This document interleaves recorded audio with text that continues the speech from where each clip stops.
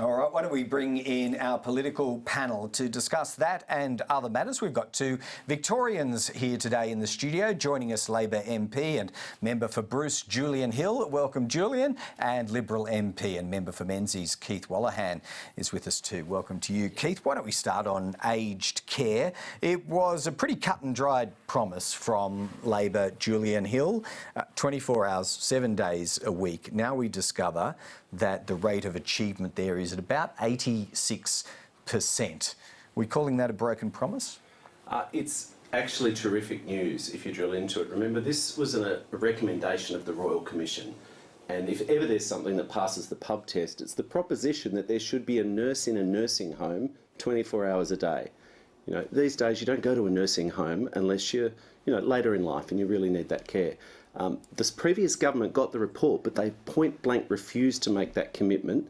Now, we were told we couldn't do this, and the data out today shows that 98% of the target is being met. 86%, as you said, of the homes now have 24/7 care. The majority of the rest are very, very close. 23.5 hours out of 24 hours a day. This is a cause for celebration, and I think an apology from the opposition, who, remember, in the lead up in May and June, the sky was going to fall in, there was no way we were going to get there, there's a giant shortage of nurses. This is actually really welcome news for everyone in aged care and their loved ones. All right, well, missed by that much, Keith Wolahan. If you choose to apologise, then go ahead. But it is better, isn't it, to accelerate these goals, even if they should be missed ever so slightly, than to not be ambitious for the sake of aged care residents? Well, I think the thing to remember here is governing is hard and election promises are easy. So when we saw the announcement, and it was by July this year, it hasn't been met. So the promise wasn't met. But we need to make sure that we're providing for people in aged care homes, as well as people who are looking for home care packages. And there's a shortage of qualified people in the key professions for both. So of course we need more nurses in aged care homes, but we also need more allied workers, particularly occupational therapists in home care packages as well. So we need to do the work to make sure that they're there, but also there are consequences for the way this was announced. Many aged care homes closed because they couldn't meet the requirements. And again, people had to move out of those. Many or some? We're certainly aware of a few, and it wasn't always clear that where they did, they were doing it because they couldn't comply with the new standards. In some cases, or I know one in Sydney that was well reported, I think there were legitimate commercial and business reasons. Many or some is splitting hairs, and even if it's only a small number, that's significant for the people involved. And there are others that we know that are open now that are not sure if they will be able to stay open because of the regulatory burden that they have. There are certain exemption criteria that are very difficult to meet and involve giving notice every 30 minutes, and that's a huge burden on those homes. All right, why don't we move on to Robodebt? You were both present. I think we certainly were for the divisions on the Bill Shorten motion. We've already spoken to him today, Julian. When will the government call it quits on the pursuit of Scott Morrison and other ministers over this matter? Are you done yet? Robodebt was a disgrace, and I represent, in southeast Melbourne, some of the most disadvantaged people in the country, one of the most disadvantaged electorates in Victoria and Australia. I've listened to the Liberal Party for years on this. I've had arguments in the chamber. I've had conversations outside the chamber. I don't think they get it. I don't think they really understand the pain and the trauma. I've sat down week after week with people clutching a $20,000 debt notice for money they didn't owe with the power of the Commonwealth logo, so telling them they had to repay it at $10 a week. Just for the record, that takes over 38 years to do so. Sure. And so what we have still not seen from Peter Dutton or the Liberal Party, with the exception of Bridget Archer, is an acceptance of responsibility, an acceptance of the Royal Commission's recommendations. And let's be really clear, if as a society, as a parliament, as a country, and as an opposition, they don't learn and accept the Royal Commission's recommendations, then they are not fit to govern. What do you want them to say? What do you want to hear from these figures? Look, this is the resolution. I mean, which bits of this do you disagree with? accepts the finding of the report of the Royal Commission, expresses its deep regret and apologises to the victims of the unlawful scheme, commits to ensuring this cruel, unlawful chapter in the history of Australian public administration is never repeated. They voted against that. How hard is it? All right, well, you can admonish members of the opposition. I don't know how hard you want to go on Keith Wallahan. No, look, I pointed at Julian Keith. Hill. I like Keith. I feel sorry for Keith because he's actually not a stupid person, and it must be hard for him surrounded by all these cookers that are taking over the opposition. All right, faint praise there for you, Keith. But here are the words that Keith used in the Federation Chamber this week. Illiberal, unfair and incompetent is how you described the robo-debt scheme. Take us behind your own thinking and approach to this now that it is in the past. Do you want to stand out against the rest of the crowd on your side as clearly, condemning robo-debt? I don't think I am standing out. I gave a speech a few days ago in the Federation Chamber. I think that the scale of robo-debt is one that we should all reflect on, particularly us in the Liberal Party. We should reflect upon it. I do think it was illiberal, it was incompetent, and it hurt people on a large scale, including people that I acted for as a barrister quite early in the scheme. And I think, again, governing is complex, and when we make mistakes, we need to reflect upon it, or else we'll repeat them in other areas, including maybe in the way the ATO sends notices out to small businesses or other people.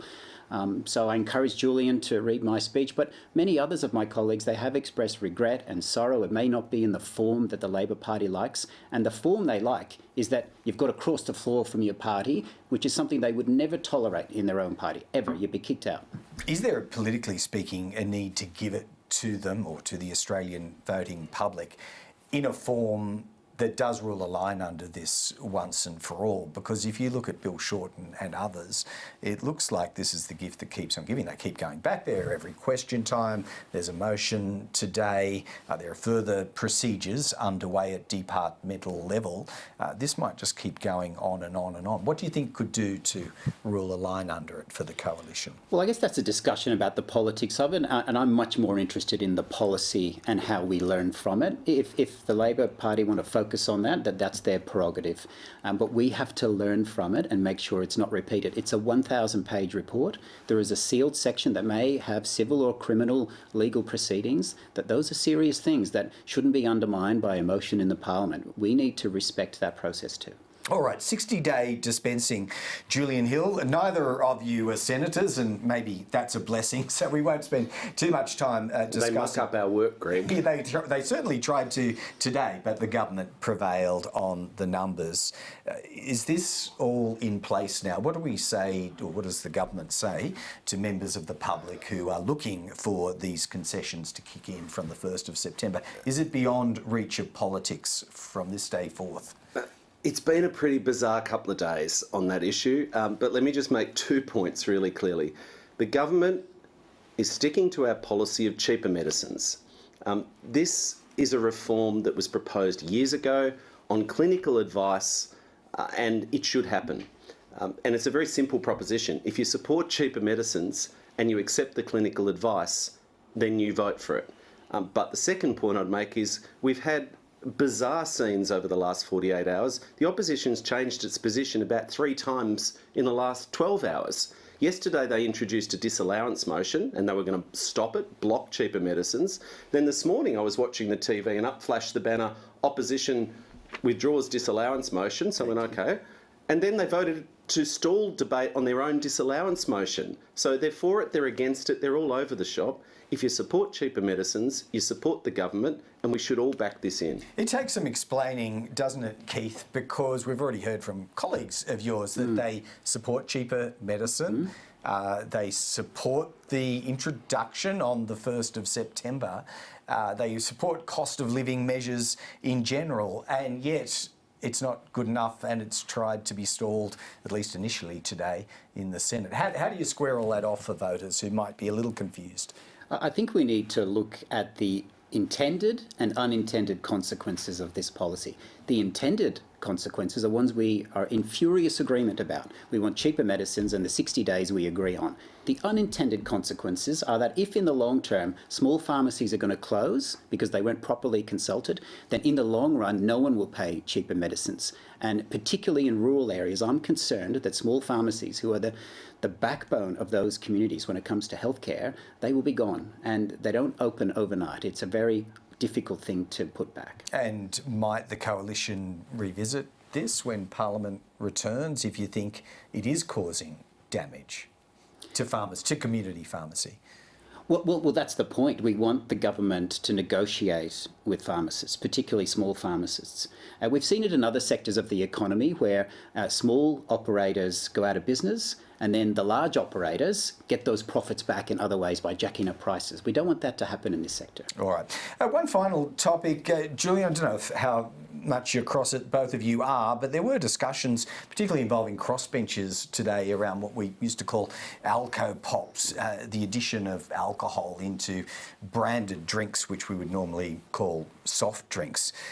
Mark Butler has said he's seeking departmental advice on this. Does it cause you any concern from a health point of view? Yeah, it does.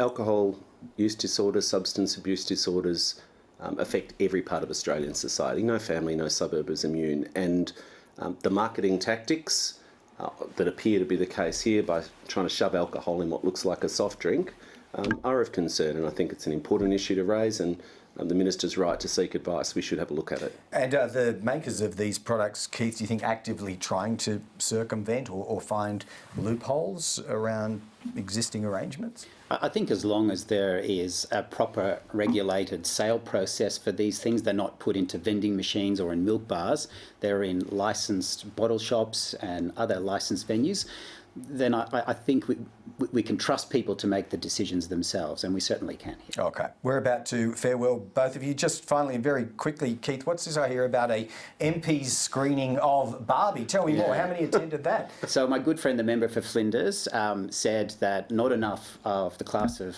the new Liberals in the House, and there's not many of us, have seen the Barbie movie. So we were taken along to see it, and I must admit, without spoiling the movie, I didn't know the link between the patriarchy and horses, but I also came away feeling quite insecure about my own body image looking at Ryan Gosling, and I think that's one of the points of the movie. I think a lot of males might feel that way. You've seen it yourself, Julian? Not yet. I did actually. I was planning to wear pink and go to Oppenheimer, but I accidentally went to Oppenheimer on Sunday night, which was terrific. And I don't know, maybe I'll go and wear black at Barbie. All right. Well, you've got 3 weeks away from Canberra to catch up on all this viewing. Julian Hill, Keith Wolahan, thanks to both for joining us here in the studio.